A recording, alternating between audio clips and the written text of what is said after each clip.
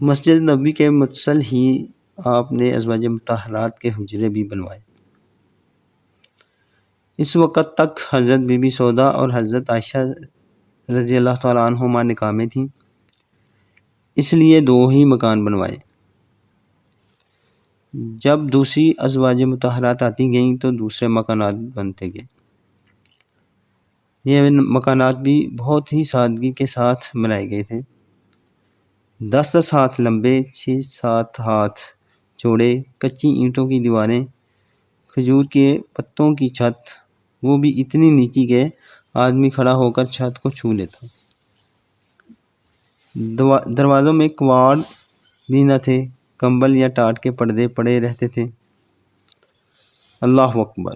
یہ ہے شہنشاہ دو عالم صلی اللہ علیہ وسلم کا وہ کاشانہ نبوت جس کی آستانہ بوسی اور دربانی جبریل علیہ السلام کے لیے سرمایہ سعادت اور باعث افتخار تھی۔ اللہ اللہ! وہ شہنشاہ کونین جس کو خالق کائنات نے اپنا مہمان بنا کر عرش اعظم پر مسند نشین بنایا، اور جس کے سر پر اپنی محبوبیت کا تاج پہنا کر زمین کے خزانے کی کنجیاں جس کے ہاتھوں میں عطا فرما دیں، اور جس کو کائنات عالم میں قسم قسم کے تصرفات کا محتاج بنا دیا، جس کی زبان کا ہر فرمان کن کی کنجی، جس کی نگاہ کرم کے ایک اشارے نے ان لوگوں کو جن کے ہاتھوں میں اونٹوں کی مہار رہتی تھی،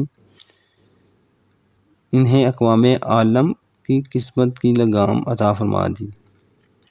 اللہ اکبر!